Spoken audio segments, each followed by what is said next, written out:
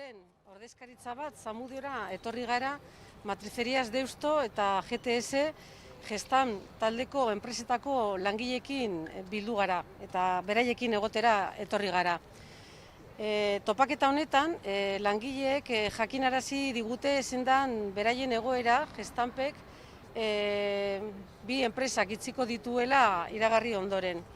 Momentu honetan langileren egoera da enpresak martxan jarri duen enplegua erregulatzeko espedientearen negoziaketa fasean daude. Baina langile kontatu diguten arabera ez daude arrazoi askorik baikorra izateko. Dakizuenez, Gestampek bere abiapuntu moduan negoziaketan bi enpresen itxialdia eta horren ondorioz 230 langile kaleratzea mahai gainean jarri ditu, eta zoritzarrez dinugu momentuz eta orain arte egindako kontaktuen arabera Gestampek ez da mugitu erabaki horretatik. Beraz, Gestampek uko egiten du aztertzeari ordezkaritza sindikalaren aldetik egiten ari den eskaera, beste formulak, beste proposamenak aztertzeko enpresaren bideragarritasun ekonomikoak eta enpleguak babesteko. Gestampek zuzendaritzak negoziaketa soilik mugatu nahi du kaleratzen baldintzetara hitz egitera. Eta egoera honen aurrean EH Bilduk langilei gure babes osoa eta elkartasuna adierazi diogu, eta era berean gure konpromisoa ere erakutsi diogu eta Euskal Herria Bilduren eskuetan egiteko egin beharreko guztiak egingo duela konpromisoa berretsi dugu. Egia esan, ordezkaritza sindikal honekin ez da lehenengo aldia batzen garela, legebiltzarrean egon gara eta garapen ekonomiko eta sailburua den Arantza Tapiari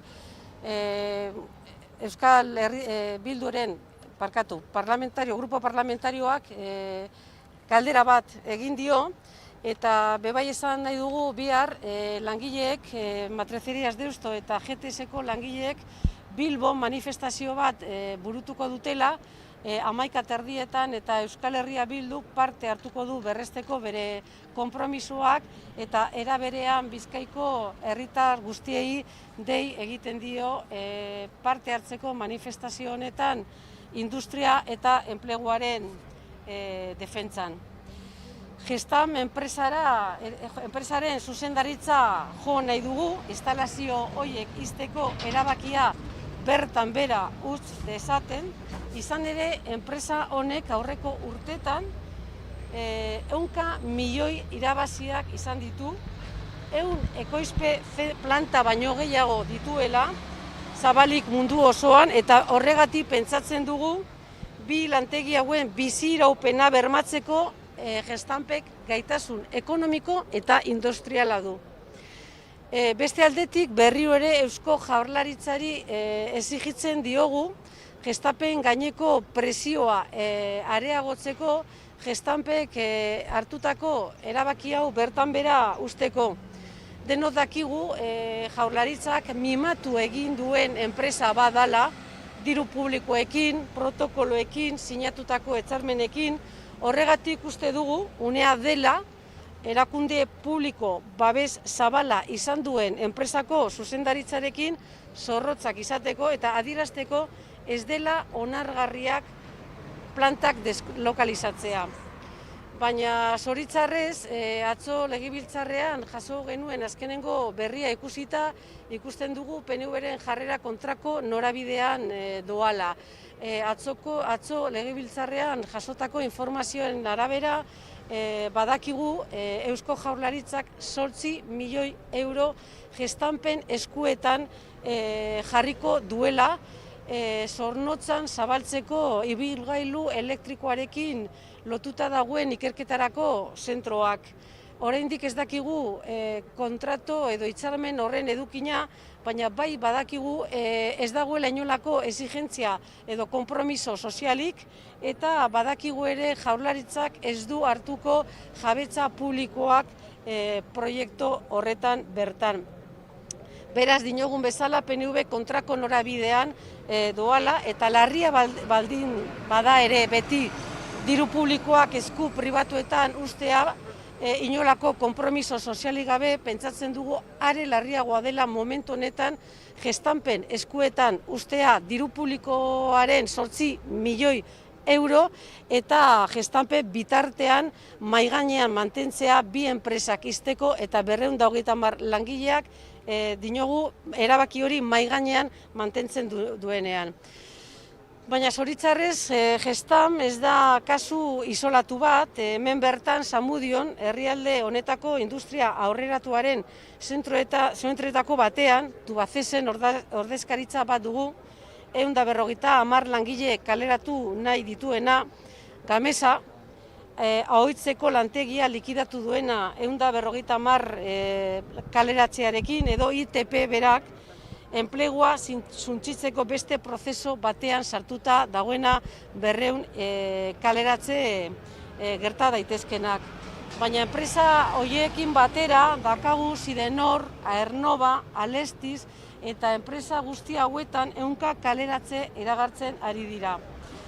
Egia da COVID-19ak sortutako krisi soziosanitarioak enpresetan eta enpleguetan eragina izan duela, baina egia da ere aipatu ditugun enpresa horietatik askok aurrek urtetan 100 milioi irabazi dituztela, irabazi milionarioak izan dituztela, diru publikoa jaso dutela, eta krisi soziosanitarioak aprobetzatzen ari direla beraien erabazi ekonomikoak handitzeko langileen kontura.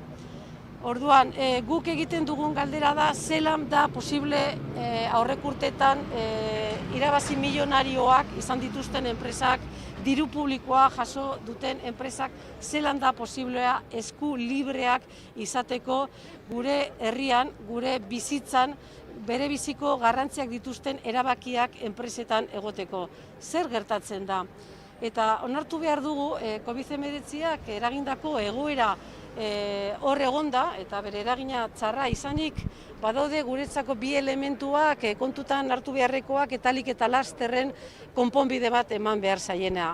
Alde batetik, gogoratu behar dugu, lan erreforma oraindik indarrean dago, Euskal Herria Bilduk Espainiako gobernuarekin akordioa indargabetzeko sinatuta badauka ere oraindik ez du bete, eta egoera hau ikusita EH Bilduk berresten du ze garrantzi handia dokan lan erreforma hori indargabetzeko. Azken finean lehen esan dudan bezala, lan erreforma horrek uzten du enpresarioen eskuetan gure etorkizunaren erabakia. Baina badago beste elemento bat ere kontutan hartu beharrekoa da, eta da Eusko Jaurlaritzak behintzat orain arte politika publika industrialik ez egitearena. Orain arte Eusko Jaurlaritza PNV berak oraindik ere jarraitzen du ontzat emoten esaera zahar eta oker batek esaten duena, hau da, politika publiko industrialik hoberena gertatzen edo existitzen dena dela. Eta guk ez gaude ados planteamendu horrekin. Eta horregatik Eusko Jaurlaritzak berriz ere esan nahi diogu lo zorrotik pasibidade, instalatuta dagoen pasibidade horretatik ateratzeko, eta onar desan hainbat arrazoi direla medio, gure herrialdeko enpresa oso garrantzitsua, baita ekoizpen sektore osoak ere oso egoera delikatuan daudela. Eta horien iraupena neurri handi batean botere publikoek eta bereziki Eusko Jaurlaritzak laguntza eta erreskate mekanismoak antolatzeko duen gaitasunaren mende dagoela. Euskal Herria Bilduk Jaurlaritzari deia eginez gain baditu ere bere proposamenak, eta besteak beste pentsatzen dugu landu egin behar direla honako proposamen hauek. Erakundeek abalatutako kredituak itzultzeko luzamenduak, sektore aeronautikoaren berregituraketaren implikazio ekonomiko eta politikoa izatea, Legebiltzarrean batzorde bat sortzea autogintzaren sektoreari laguntzeko politikak aztertzeko, krisian dauden enpresari laguntzeko protokolo bat martxan jartzeko, une oro harremana, aholkularitza eta finantza laguntza jasoko dituena, 200 milioi euroko erreskate funtsa sortzea krisian dauden enpresetan esku hartzeko akzioen partaidatza barne. Eta enpresa estrategikoetan inbertitzeko finkatuz funtsa berehala abiatzea. Hasierako zenbatekoa 325 milioi eurokoa izango da eta urtero hainditu ahal izatea. Neurri horiek eta beste batzuk lanean jarraituko dugu, hala nola, itun bat proposatzea ikerketa eta garapenerako inbertsiorako barne produktoren gordinaren 3% iristeko, beti ere industria indartsu bat bilatuz. Kalitatezko enplegua sortuko duena eta euskal ekonomiaren bultzatzaile izaten jarraituko duena. Amaitzeko eta laburbiltzen Euskal Herria Bilduk bere konpromisoa berresten du industria eta enpleguaren defentsarekin. Eta enplegu bakoitza defendatuko dugu, industriaren modernizazioa bilatuko dugu, lidergo publikoak bultzatuko dugu, industriaren aurreratua Euskal Herriaren etorkizun sozioekonomikorako bermerik onena delako. Descansa un poco, corazón. Vale. Egunon, hoy un grupo de representantes de Euskal Herria Bildu, personas que trabajamos en diferentes instituciones, Juntas Generales, Parlamento Vasco, Congreso de los Diputados, nos hemos reunido con los trabajadores de GTS y de Matricerías Deusto para dos cosas en concreto. Para conocer cuál es la situación actual del proceso de consulta del ERE y para mostrarles nuestra solidaridad. En lo que tiene que ver con el proceso de consulta del ERE hemos podido comprobar cómo nuestras previsiones todavía se empeoran más, cómo su visión es más pesimista por cuanto la empresa ha decidido no poner ninguna oferta encima de la mesa que no sea la del despido de todos los trabajadores y trabajadoras de las empresas. 230 personas a la calle es la única oferta que la empresa hace a estos trabajadores y trabajadoras, pese a que ellos y ellas están intentando buscar salidas de viabilidad para la propia empresa. Y creemos, además, que tienen toda la razón cuando buscan salidas de viabilidad, porque no es razonable, porque no es entendible que una empresa como Gestamp se decida a deshacer de Matricerías Deusto y de GTS cuando tiene más de 100 empresas por el mundo y cuando sus beneficios empresariales en los años anteriores han sido escandalosos en comparación con las pérdidas que ahora atribuyen para justificar este cierre de las plantas.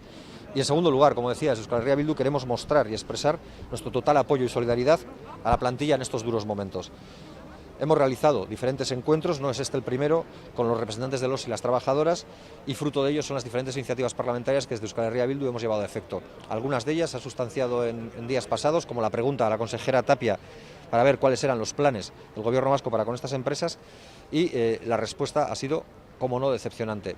Pero aún y con todo, desde Euskal Herria Bildu queremos mostrar nuestra solidaridad y apoyo con la movilización que van a mantener mañana a las 11:30, partiendo desde Gran Vía 85, con los y las trabajadoras de Gestamp, con los trabajadores de GTS y de Matricerías Deusto, y también queremos hacer un llamamiento a toda la población en general y a nuestras bases en particular para que acudan de forma masiva a estas movilizaciones, porque lo que está en juego no es solo la pérdida de 230 empleos, que ya de por sí sería motivo suficiente para estar, sino que está en juego el futuro industrial de todo nuestro país.